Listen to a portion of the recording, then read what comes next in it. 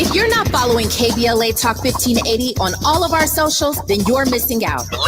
Download our app and find us on Facebook, Twitter, Instagram, YouTube, and on the web at KBLA 1580. That's right. Again, you can find all of our socials at KBLA 1580. We've got a lot to talk about. By the way, if you miss any of our weekday shows in real time, you can always catch up by checking out the podcasts of your favorite shows at your leisure. At KBLA Talk 1580, we've got your black. Follow the leader in the leader. Oh my God. Follow the leader. Follow the leader. Follow the leader. Follow the leader. Follow the leader.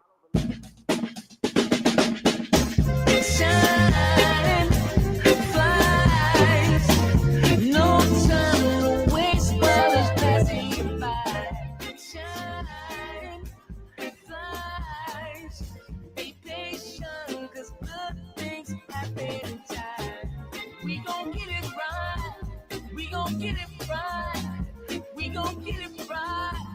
We gon' get it right. Protests and anthems, yes, we chanting a movement of people. It's like we dancing to the ministry of. It's the energy of, in memory of them that we love. The trinity of the people, the peace, the power, the truth. We speak the powers even louder. We can say it blacker, we can say it prouder. A woman vice president that went to Howard. Now we talk helping black businesses, and our differences is magnificent. Bringing light to the poor where the prisons is. I was told good life is where forgiveness lives. The ascension is to leave what's left behind and feed the seeds with deeds that bless the mind, caress the mind, and question justify with you and God and time are best aligned.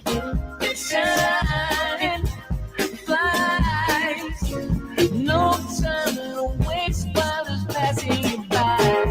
Shine, flies, be patient, 'cause good things happen in time. We gon' get it right, we gon' get it right.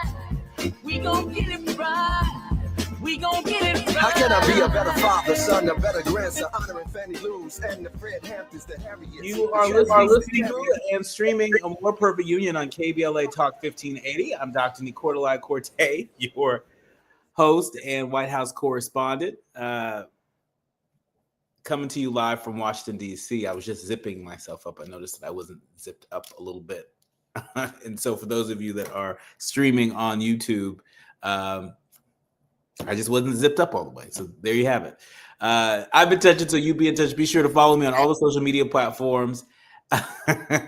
Andy over here,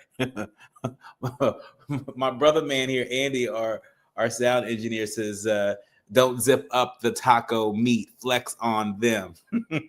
I don't know about that, brother. I don't know about that.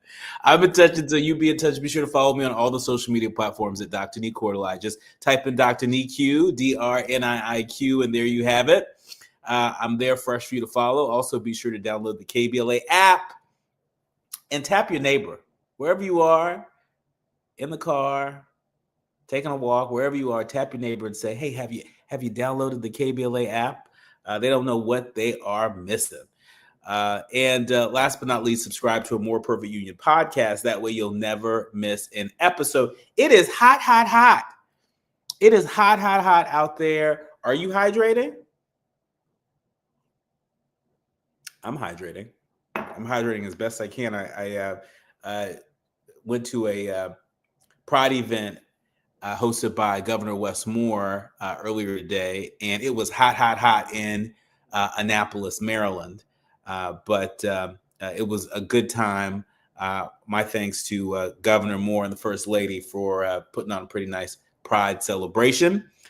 We shouldn't take these things for granted, especially in a time such as this. Now, with that, it's time for your National News Roundup. It's time for you to decide the good, bad, and ugly headlines of the day. And kicking us off for folks that are in the Santa Monica area right now, you probably want to pay extra close attention to this. The LA Times is reporting on a shooting at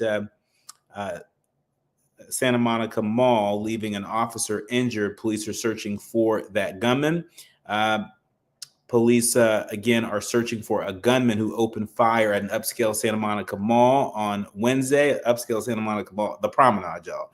At the 3rd Street Promenade, one officer was injured. The Santa Monica Police Department said in a statement on X that he was taken to a local hospital. Video from the area showed an escalated police presence as the search for the gunman continued, causing local businesses to go into lockdown. Officials are advising the public to avoid the area around 4th Street and Colorado Avenue. Again, officials are advising the public to avoid the area of 4th Street and Colorado Avenue in the city of Santa Monica.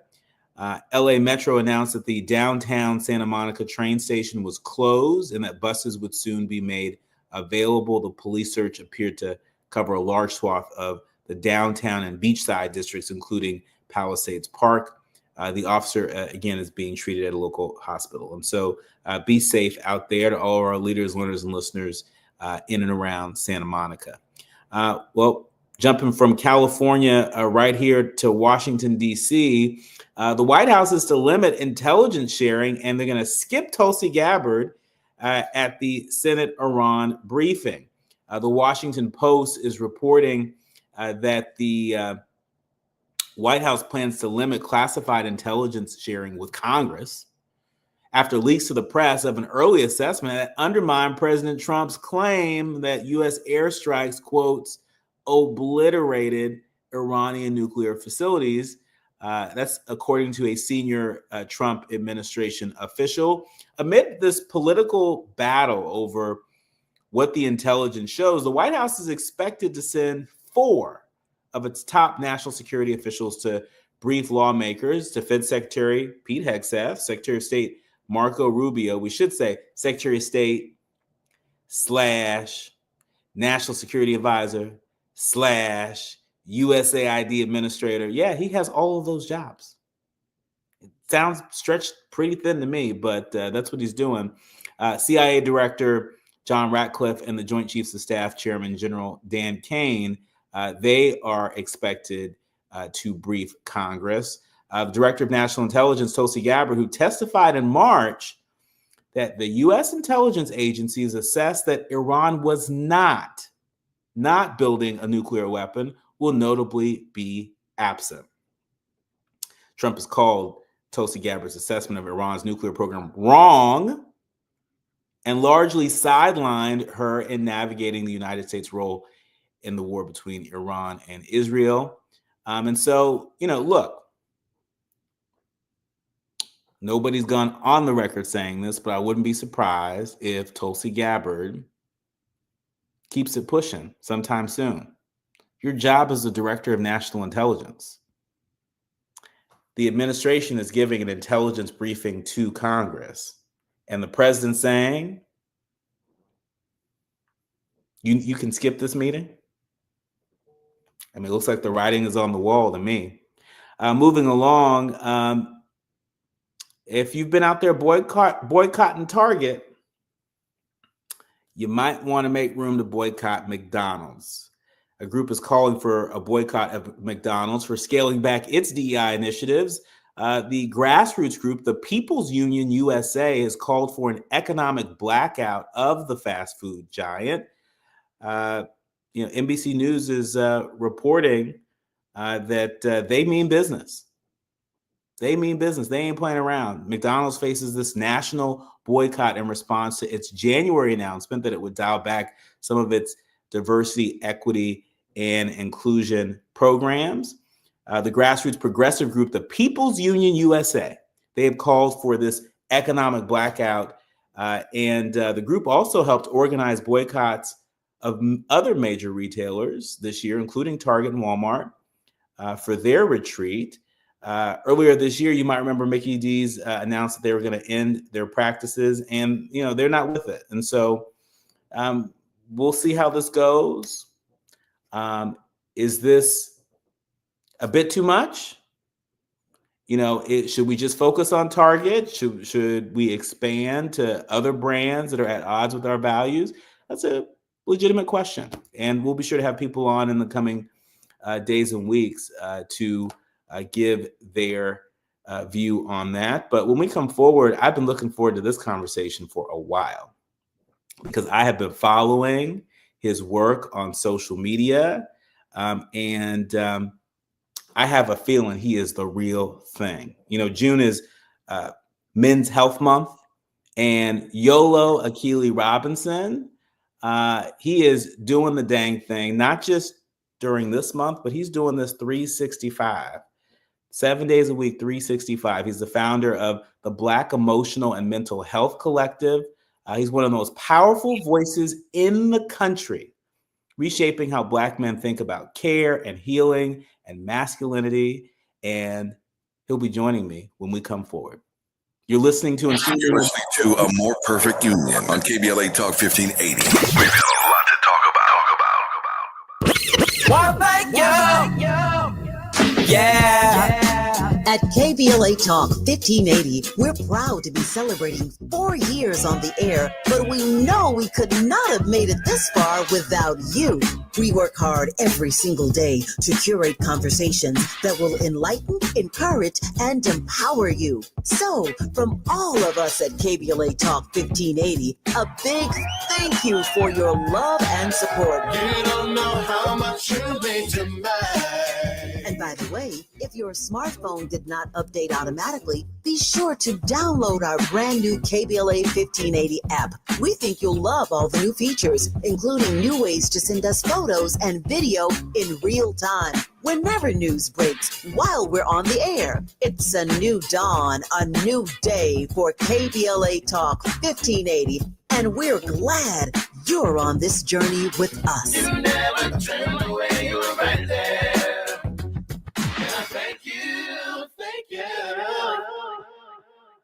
Did you know that more than 60 million Americans are about to hit the road for the 4th of July weekend? If you're planning on traveling this summer season, you have to download Upside, the free app that gives you cash back every time you get gas. You can earn up to 35 cents every time you fill up. I use Upside every time I fill up, and I've already made around $300. You're putting gas in your car anyway. Why not get cash back? If you like free money, download Upside. I'm saving the cash I earn from using Upside to help pay for a vacation later this year. Download the free Upside app this 4th of July. Use promo code SWIM35 to get an extra 35 cents per gallon on your first tank. You can cash out anytime right to your bank, PayPal, or a gift card for Amazon and other brands. Get a limited time 4th of July offer when you download the free Upside app and use promo code SWIM35 for a 35 cents per gallon bonus on your first tank. That's code SWIM35 for a 35 cents per gallon bonus. Offers vary by user and location. Go to upside.com for terms and conditions. KBLA Talk 1580. We've got a lot to talk about.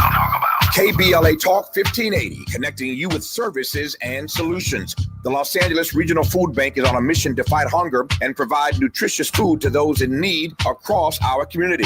They partner with federal, state, and local programs advocating for better policies and funding for critical hunger relief programs like Cal Fresh, the Emergency Food Assistance Program, and the Child and Adult Care Food Program. The food bank works with coalitions and local representatives to make sure hunger is addressed in every district of LA County. They also run nutrition education campaigns, raise hunger awareness, and source nutritious food for distribution, all while supporting regulations that allow food pantries to operate safely. Want to help? Visit lafoodbank.org or call 323-234-3030 to volunteer or find a food bank near you. Together, we can ensure that no one goes hungry in Los Angeles County. This is a community call to action from KBLA Talk 1580. We have no permanent friends or permanent enemies. Only permanent interests as we effort to build a more perfect union.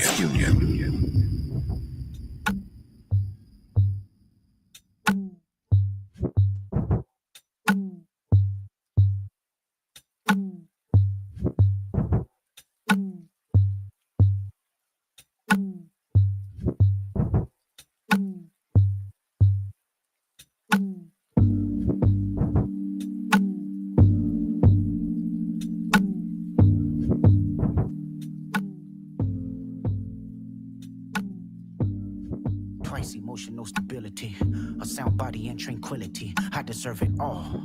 like minds and less enemies. Stock investments, more entities. I deserve it all. VVS's white diamonds, GNX with the seat back reclining. I deserve it all.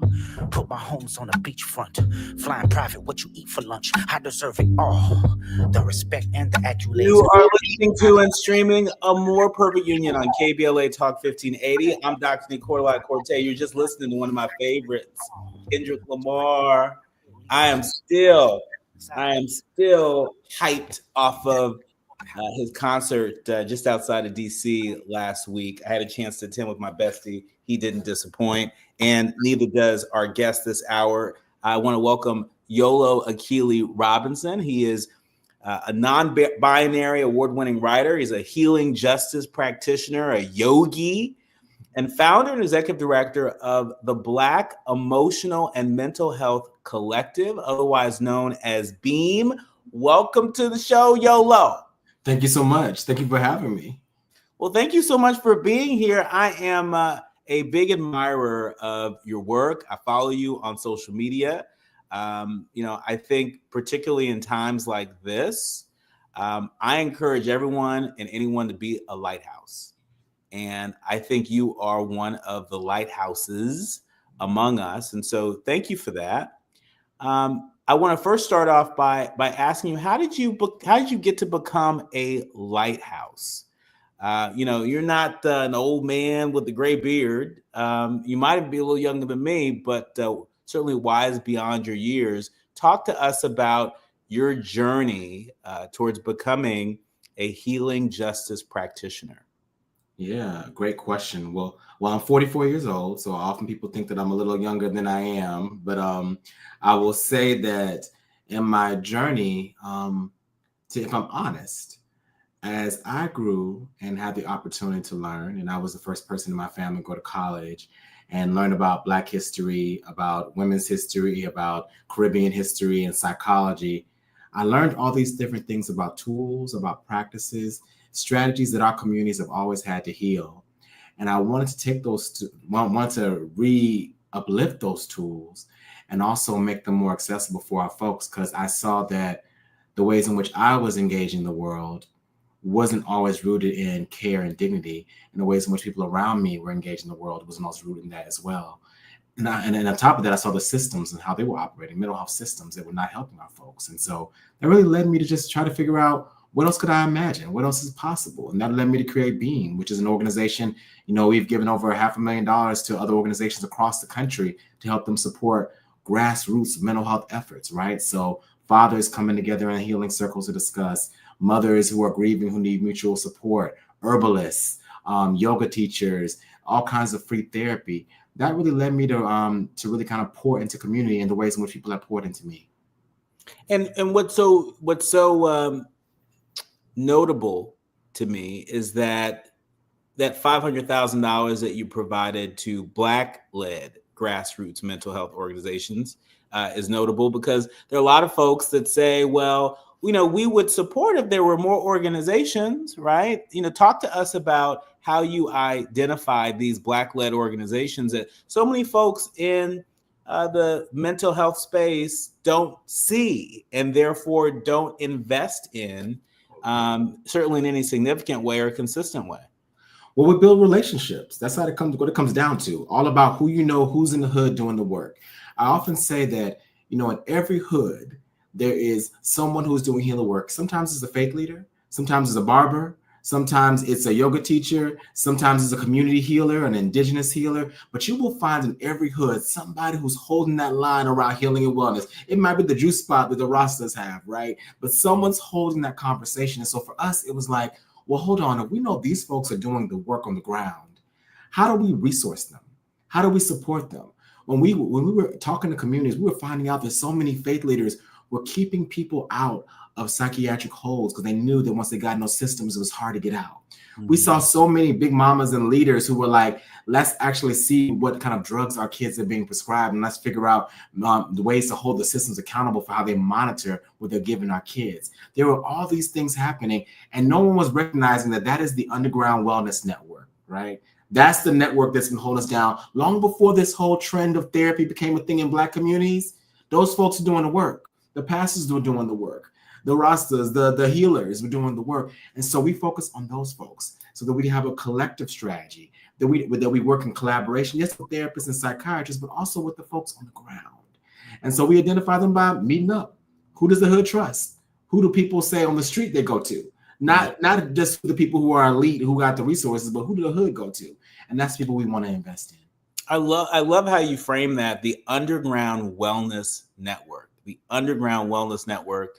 It is a network that I think too often goes under-resourced. And, you are really punching above your weight class in terms of solving that.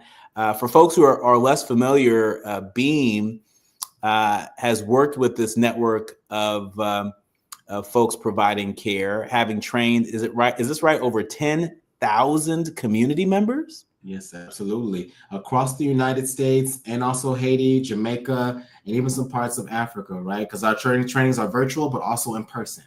And like, once again, it's re-emphasizing our approach is everybody in the community needs to have skills and tools to reframe how they understand healing, how they understand psychology, their mental health. Everyone needs tools. And when the whole village has tools, the whole village can uplift and support itself more dynamically. So we do collective care, right? We don't believe, we recognize the importance of one-on-one therapy, but we want to do creative collective spaces. So we bring your uncle together, your cousins, your mama, them. We get us all together in circles and in spaces to learn about mental health and wellness, to learn about healing practices, to learn about the healing practices that are a part of our culture as descendants of Africans, as descendants of many of us, as descendants of Native Americans. What are the rituals we have that are already in our churches, that are already in our communities, that we can refine and make more dynamic and helpful? That's our focus and what we say our power. So, give us a few examples of some of the rituals that you all have helped to lift up and make more dynamic, combining your training with insights from, folks in the hood in different parts of the diaspora where you all are operating. Yeah. So first off, there are so many rituals and practices that were historically demonized by white psychology or Western psychology. That now Western and white psychology are recognizing, hold on, these are regulation practices. These are practices that actually help your nervous system. For example, drumming. There have been numerous researchers shown that like actually doing drumming consistently can actually decrease the oppressive symptoms, right? Also dance. When we talk about the body, for us as Black people, as people of African descent, we hold a lot in our bodies, right? And sometimes we see the fact that like, people of African descent, Black folks, we have all this dance in us. We have the spirit of the movement, right? But we don't recognize we're doing a healing intervention. We're doing that. There's a whole field of psychology called somatic psychology, which shows the ways in which trauma can be stored in the hips, how it can be stored in the shoulders. And you see all these rituals in our communities about dance and move, and how even in the churches, the ways in which we shout and scream and move through the spirit, even the ways in which the kids coming up with new dances, that is not just something trivial. That's a healing practice to help regulate our nervous systems. We haven't been taught to see it as such or to understand it as such, but that's what it is. There's also other rituals that go in our families. I think about my family, who is also from the South and from the Caribbean, like always having gardens, having your own food and a relationship to the land, right? That's not something that some white hipsters created. That's something that our folks have been doing forever, right? Like making sure they had a relationship to the land, talking to flowers and plants, growing their own food to nourish their bodies. These are rituals and practices we've had forever. So those are just some examples, even like the ring shout, coming into the circle with the ring shout, coming in the circle to name a prayer, to call an intention, to express a feeling. These are practices we build upon to help us understand if we continue to build upon them, we have more care in our communities. And we don't have to do something that feels abnormal outside of the rituals we already have. I mean, what I love so much about this conversation is that you're naming practices that already have a level of familiarity in our community. And, I was just thinking about Martha's Vineyard. I don't know if you are a polar bear or if you're familiar, but they have this ritual that they've been doing for a very, very long time, where some of the elder Black women basically lead. It's a combination of water aerobics and sort of community prayer. In the water. Absolutely. And they do this every morning around like 7:30 in the morning, every morning from Memorial Day to Labor Day. Mm. And it is so special, and every time I'm on Martha's Vineyard, I do it and bring a friend along to do it. And it really does something special. It really just sort of washes over us. And it's something about doing it together, that collective power that can be transformative. Absolutely. It's a power of ritual. And here you're given a beautiful example of a healing ritual that is a part of our culture. As Black people, as African folks, that is something that we brought from the motherland to us here to this land and incorporated as a healing ritual. And I think that's the important piece when we talk about mental health and wellness. Mental health and wellness isn't just therapy, right? It isn't just about the one-on-one approach. Some of us need collectives. We bring together barbers and barbershops and have dynamic group circles where people talk about what they're going through and learn different tools. Collective, right? That's the key word. But also an important piece to hold is it's not just about the individual or the collective. It has to be also the structural. We can't talk about mental health without talking about what I call healing justice, or what we call healing justice. And healing justice says we have to redesign the society to cultivate and center wellness. We have to transform the root issues of poverty, of racism, of misogyny, of sexism, all these different dimensions, transphobia. So we create a world that actually cultivates wellness on every element, from the education system. That means the kids don't go to a school that feels like a prison. That means that people don't go hungry. That means that discrimination is not baked into the Constitution or to any political system. That actually we can honor the diversity of life that is present on the planet through policy, through structures, through systems. That's an important piece to hold as well. When we come forward, I want to talk to you about Black men and wellness, and wellness from the neck up and neck down. I think being that this is Men's Health Month and it's Pride Month and it's Black Music Month, we're going to do our best to thread the needle between all those different areas of celebration and center Black men. I'm curious as to what you found and what you might offer to our Black men that are our leaders, learners, and listeners. You're listening to and streaming A More Perfect Union on KBLA Talk 1580. More with Yolo Akili Robinson when we come forward. The audience is listening. Thought-provoking, eye-opening, heart-rendering. This is where authentic voices meet powerful discussions on culture, community, and change. This is where Black voices matter. He's breaking boundaries, amplifying diverse perspectives, and tackling the issues that matter most to you. You're inside A More Perfect Union with Dr. Nii-Quartelai on KBLA Talk 1580.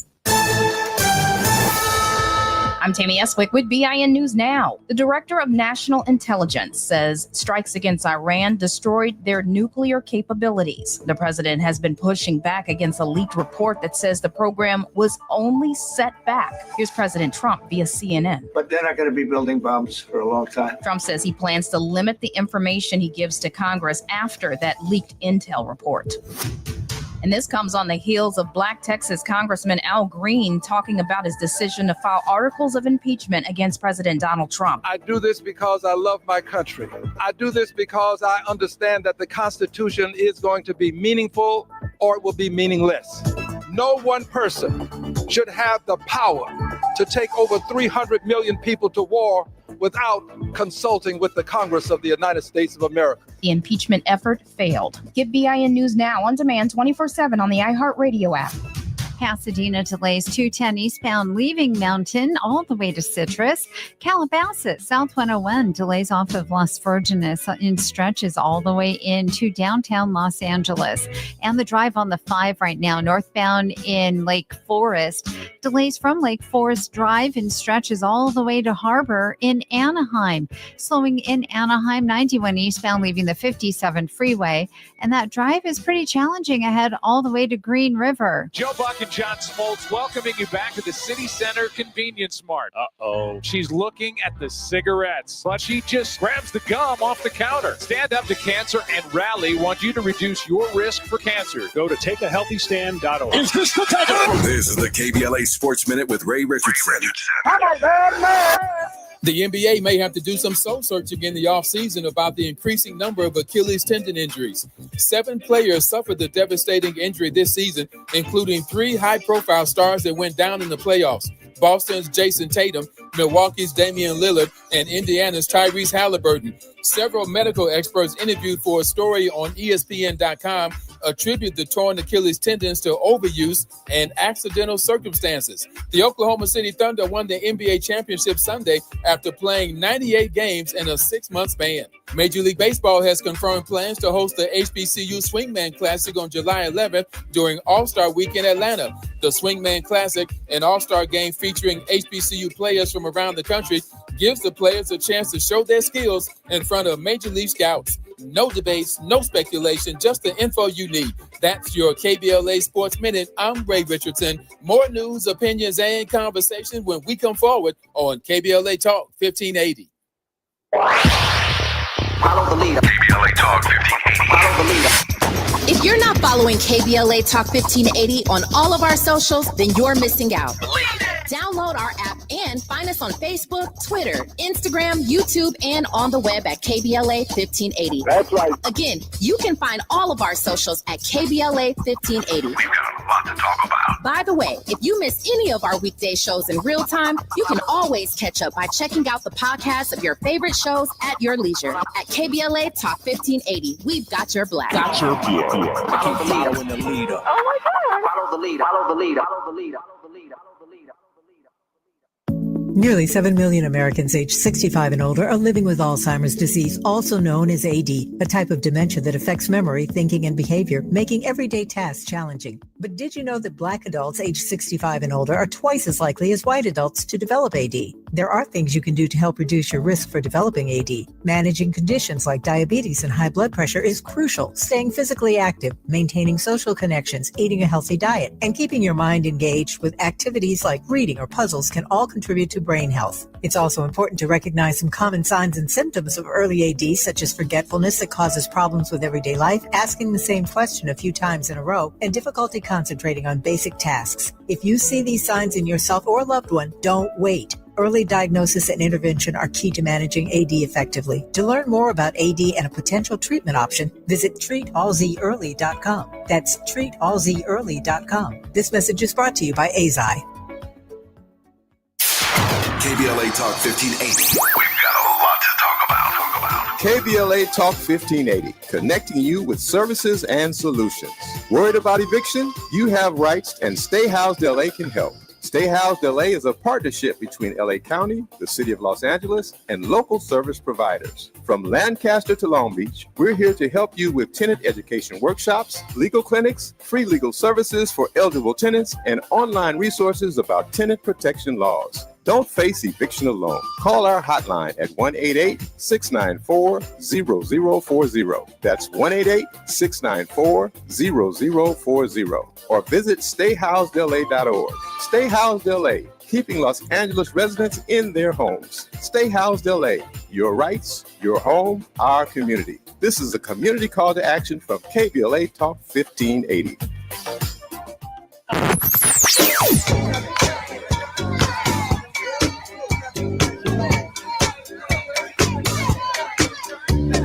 This is KBLA Talk 1580. Talk radio. That's music to your ears. We're unapologetically progressive. KBLA Talk 1580. Hit me! National news of consequence, informed opinion, and analysis beyond the headlines. You're listening to A More Perfect Union on KBLA Talk 1580. You are listening to and streaming A More Perfect Union on KBLA Talk 1580. I've been thoroughly enjoying my conversation with Yolo Akili Robinson. He's an award-winning writer, healing justice practitioner, and founder and executive director of the Black Emotional and Mental Health Collective, otherwise known as BEAM.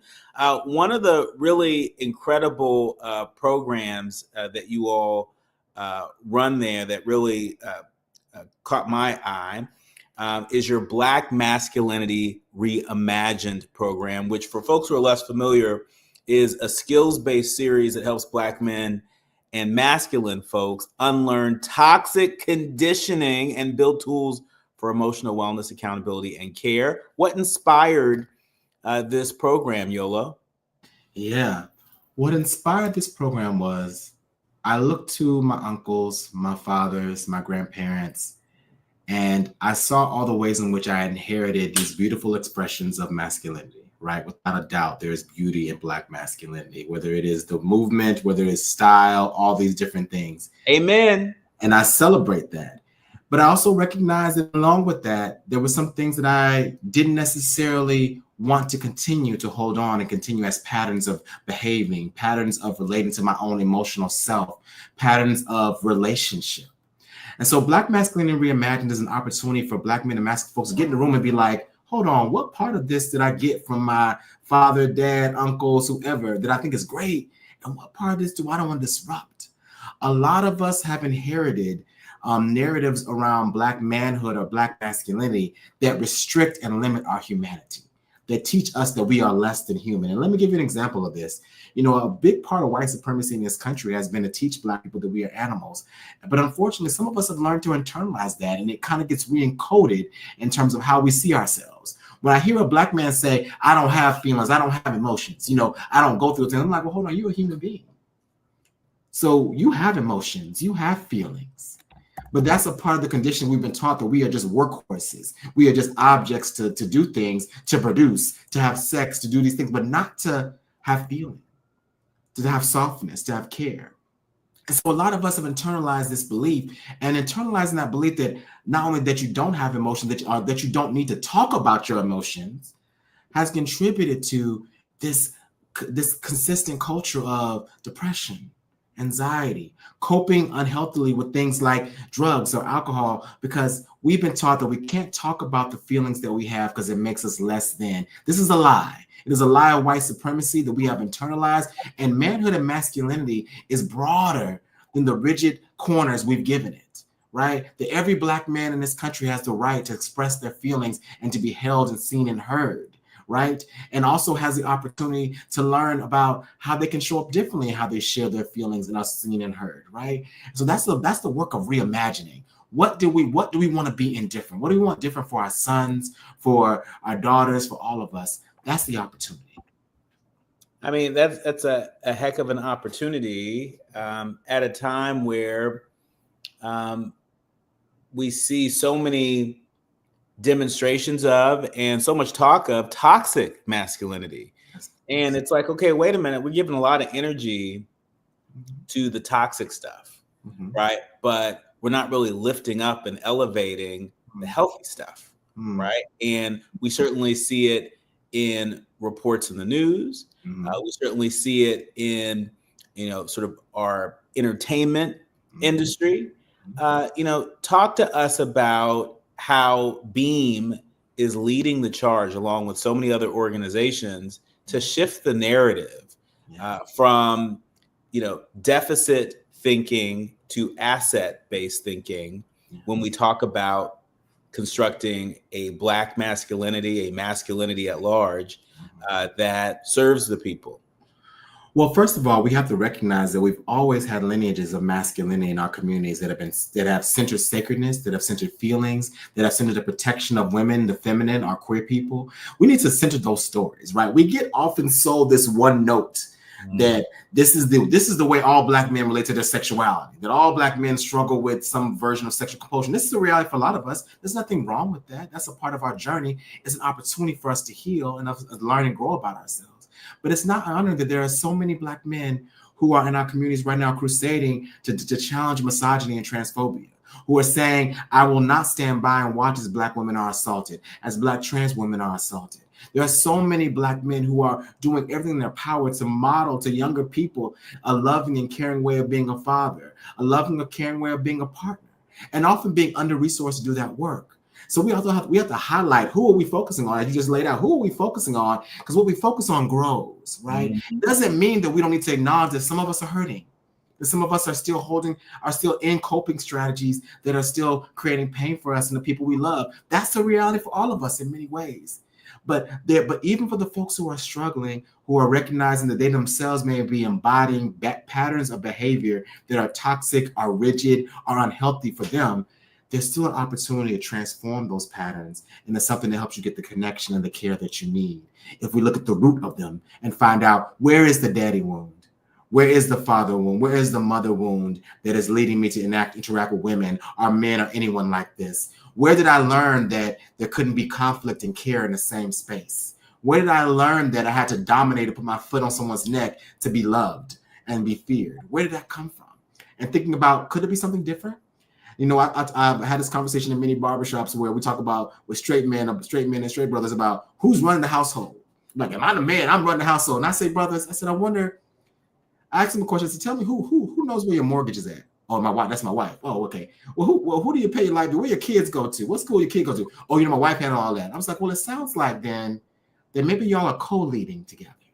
Mm-hmm. Maybe we need to get away from these hierarchical models as top down. My foot is on her neck. Maybe you all are arm in arm, walking through walking into the water, walking through life together. Maybe we can start being collaborative and less about domination, which is what white supremacy teaches us is the only model. We are collaborative folks. Mm-hmm. We work together. We understand the people of all genders have a place in our world, and that yes, she has certain things that she's good with, and it's not always traditional things. There are so many couples I support. The man is the one who does the cooking, and he's like, "Hey, I'm good at this. I'll be cooking it up." It's about honoring and getting away from these rigid scripts that we've been poisoned with that lead us to sacrifice our uniqueness and lead us to sacrifice our individuality, you know? No, I think you're right. I mean, even just as you're sharing that, I'm thinking about what I observed growing up with my own parents, right? My dad was born and raised in Ghana. My mom was born and raised in the Tampa Bay area in Florida. They met in college in Texas and had me in California. So I just took us around the world in 2 seconds. But I remember growing up and seeing my dad do things around the house, seeing my dad cook, including on his days off, right? And so, but I also had the sense that they had evolved, right? Mm-hmm. And so by the time I came around as the youngest of 5, right? Mm-hmm. I think they were probably more collaborative than when they first got married. Mm-hmm. But that was the demonstration that I saw, and that's what I have taken into my relationships is that, I'm not looking for anybody to take care of me, right? I mean, thanks. I appreciate your willingness to want to do that, but let's take care of each other. Absolutely. Absolutely. Right? And I probably would not think that or feel that if I hadn't seen those demonstrations from folks like my father, like my father's godmother, my great godmother, right? Seeing those demonstrations really make a difference. And so talk to us about what is next. What is next for you? What is next for the folks over at the Black Emotional and Mental Health Collective? Well, here at Beam, we're going to continue to invest into our underground wellness network. We recognize right now there's a historic disinvestment from public health infrastructure, and our folks will suffer most when that happens. So we're pulling up. We're pulling up and putting more money and more time and more education into our folks so that we can take care of ourselves when these things happen. We're also cultivating more healing and wellness circles, right? Healing circles, we partner with the Shy on Showtime. We partner with a lot of different organizations to really show people like getting together, getting people in your community together to just check in and talk about the real things and the real challenges you're navigating can create so much opportunity for healing. Bring a therapist in there, bring a different kind of healer in there. Maybe it's just sometimes you and your boys, but trying to cultivate and create a space where you unlearn patterns you've gotten. Don't assume that you're stuck in the pattern that you're in now. To every Black man who's listening, I would say, however you feel in your body, how you feel in your heart, there's an opportunity for you to feel differently. If you put the work in, the emotional and the spiritual work.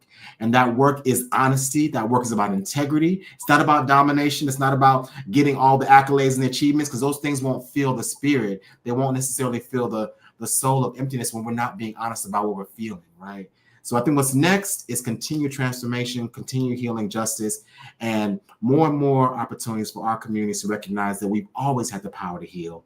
What has been hidden is it's been hidden from us or been denied us, but we've had that power, and it's in our bodies, it's in our churches, it's in our homes, and we're going to continue to uplift it. I mean, I love it. Sign me up, count me in. Where's the collection plate? All the things. I like to say that we cannot become a more perfect union if we don't work on, becoming more of ourselves. if we don't focus on becoming whole and really sort of, living out our God-given potential, and, people ask me in relationship, like, what's the secret? I ain't discovered a secret yet. Right. But what works, what has been working, is supporting the person you're in relationship with, such where you're helping them to live out their God-given potential. All right. And you're creating the space where they're helping you to live out your God-given potential, because, otherwise that resentment thing is real. Absolutely. You look at your partner, glowing, while in your heart you may be, hurting. Yeah. And that's if you're in touch with your feelings at all, right? So, you can't talk about making the world a better place, making your community a better place, if, your home space, if your intimate relationships, don't feel safe, if you don't feel heard, if you don't feel seen, all of that stuff. And the thing that we have to recognize, I think this is really important for Black men and masculine folks, is that your feelings are important information.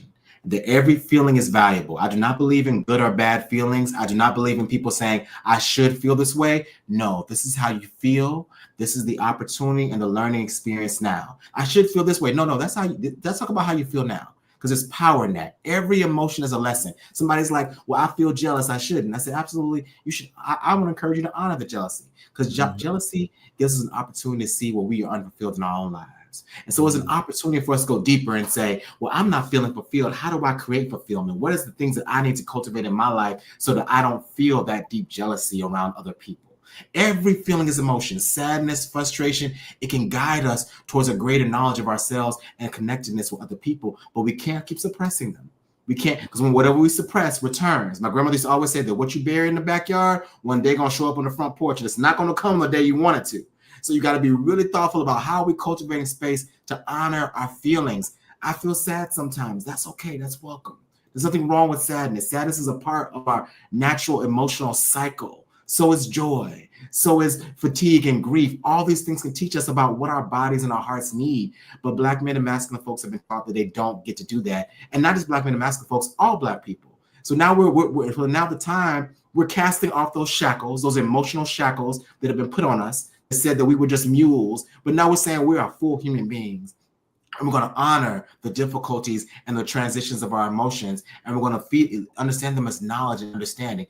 Even significant mental health conditions, once again, opportunities for learning, opportunities for deeper care. All of these things are calling us to each other, and I think that's the opportunity for any kind of healing work. I don't know if you can see this. For the people who are streaming on YouTube, you can see that I'm holding up. This is a photo I took really just a little over an hour and a half ago. I was in Annapolis, invited by Governor Wes Moore and the First Lady for their Pride celebration. And in the mayor's receiving room, there is this giant portrait of Frederick Douglass. And it reminded me of another portrait of Frederick Douglass that is at the National Portrait Gallery. It's one of my favorite pieces there. And it's one of my favorite pieces because it was taken at a time where it was illegal for Black folks to sit for portraits. It was illegal for artists to paint us in the style of portraiture. And at the time that the portrait in the National Gallery was commissioned, in the little caption, it reminds us that Black people were not considered thinking, feeling human beings. Yes. And so from the act of defiance by a Frederick Douglass to the healing justice work that you're leading at Beam, we're all a part of a very long arc. Come on now. And, we get to think, we get to feel, we get to be fully human. It's available to all of us. And it's okay if we need a little bit of help. But I want to encourage folks to check out the work of BEAM, that is the Black Emotional and Mental Health Collective. I am so proud to learn about the work that you're leading and the grassroots Black mental health organizations that you're supporting across the country and around the world. You let us know where we need to tap in and when we need to tap in to amplify that work. It has been a pleasure to talk to you today. Thank you so much. And thank you for helping our communities consistently reimagine what's possible for our folks. I appreciate you. If you want to learn more about BEAM, you can go to www.beam.community. It is a .community, not a .com, and that's intentional. You can donate, support us, come to an event in person across the country. We have them. Our thanks to Yolo Akili Robinson, the founder and executive director of BEAM. Please come back again soon. Thank you. You've been listening to and streaming A More Perfect Union on KBLA Talk 1580. Striving to make America a nation as good as its promise. This is A More Perfect Union on KBLA Talk 1580. We've got a lot to talk about. We asked seniors how to prevent Medicare scams. My best advice, if you get a phone call, do not talk to the person. These people are well trained. Don't talk to them. They don't know me. They're just trying to scam me. Don't be fooled. Hang up. Just hang up. Never give out your Medicare number. They're going to get your number and put in a false claim. If I get a call from someone, I don't pick up the phone. And should I pick up the phone and they ask for information, then I hang up. How do you detect Medicare fraud? Just like I check my credit card statements, I check my Medicare statements monthly. Scammers can get a hold of your number, order medical devices through your account, and you're not even going to know about it if you don't look at your statement. Check your statement every month. If you get your statement and you see something that you know you did not have done, you report it. Call your senior Medicare Patrol. To report Medicare fraud, call the Senior Medicare Patrol at 855-613-7080. Pasadena City College is proud to support Conversation Live Altadena Rising with James Farr. For over 100 years, PCC has been a pillar of the community, and we're here for you as we work together to recover from the Eaton fire and rebuild Altadena's future. At PCC, we offer diverse career education programs that prepare you for in-demand jobs, fueling both today's recovery and tomorrow's growth. Whether you're starting a new career or advancing your skills, PCC gives you tools to build your future and your community. Pasadena City College, here for the Dena, here for you. Learn more at pccfordena.com. Attention Los Angeles County renters and landlords. Starting January 1st, 2025, there are new rules limiting rent increases for rent-stabilized units in unincorporated LA County. Most rent-stabilized units will have rent increases capped at 2.565% from January through June 2025, with exceptions for qualified small property landlords and luxury units. To learn more about the new changes, visit rent.lacounty.gov. This message is brought to you by Los Angeles County Department of Consumer and Business Affairs. KBLA Talk 1580. We've got a lot to talk about. KBLA Talk 1580 reminds you that we keep us safe. Every girl deserves a chance to shine. That's the belief behind Forgiving for Living, Inc. Since 1999, this organization has been empowering at-risk girls ages 13 to 18, helping them overcome behavioral and mental health challenges. Founder Wendy Gladney's personal journey inspired the mission to give girls hope and purpose through the power of forgiveness. Through their ambassador program, workshops, and annual conference, Forgiving for Living has touched over 3,000 young lives, providing mentoring, life skills, training, and tools for building self-esteem and confidence. You can make a difference. Visit forgivingforliving.org to donate, volunteer, become a mentor, or find help for a young girl in need. Forgiving for Living, Inc., building brighter futures for young girls. Visit forgivingforliving.org today. This is a community call to action from KBLA Talk 1580. Notable journalists, industry leaders, lawmakers, change makers, tastemakers, and you. Working to build a more perfect union on KBLA Talk 1580. You've been listening to and streaming A More Perfect Union on KBLA Talk 1580. It's hot, hot, hot out there. And just a little alert, courtesy of Black Therapist Rock, antidepressants during hot weather. Well, if you're taking sertraline, citalopram, a number of antidepressants, you may want to check with your doctor. But apparently, you can be prone to overheating and dehydration. So please stay safe in the heat, stay in the shade, stay hydrated, wear your sunscreen. Finally, it's time for the quiet part out loud. And the quiet part out loud sometimes sounds a little bit better with a little bit of music. Let me explain. The AP is reporting that volunteers play music to soothe shelter animals. That's right. It's often said that music is the universal language of humanity. Now a 12-year-old Houston boy is putting that to the test for an unlikely audience. Man's best friend. Yuvi Agarwal started playing keyboard when he was 4, and several years ago he noticed his playing soothed his family's restless golden doodle, Bozo. He grew curious of it and discovered that it could also help stressed, homeless animals. And so with the help of his parents, who both have backgrounds in marketing, he founded the nonprofit Wild Tunes in 2023 to recruit musicians to play in animal shelters.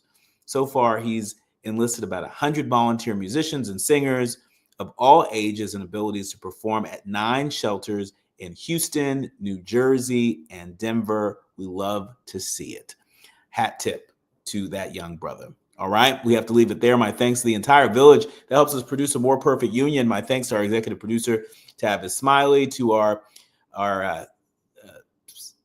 sound engineer, my brother, Andy, and of course, to our show producers, Faraji and Art, and all of our leaders, learners, and listeners. We thank you. Remember, do what you can from where you are with what you have, but by all means, do something and stay cool. And stay hydrated and stay fly. You've been listening to and streaming A More Perfect Union on KBLA Talk 1580.